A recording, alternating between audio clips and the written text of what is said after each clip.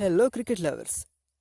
Team India star allrounder Ravindra Jadeja భారత cricket నియంత్రణ మండలి బీసీసీఐ రూల్స్ను అతిక్రమించాడు. దాంతో అతనిపై చర్యలు తీసుకుంటారా అనే చర్చ జోరుగా కొనసాగుతోంది.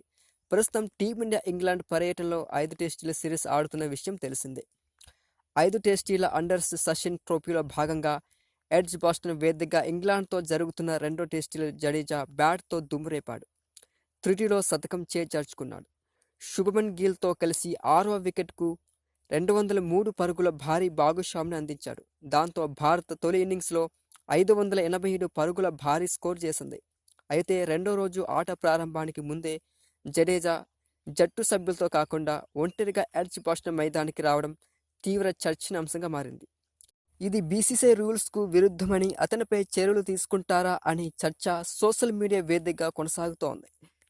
జట్టులో స్టార్ కల్చర్కు తెరదించేందుకు బీసీసీఐ ఈ ఏడాది ఆరంభంలో ఆటగాళ్ల కోసం ప్రత్యేకంగా 10 నిబంధనలను తీసుకొచ్చిన విషయం తెలిసిందే.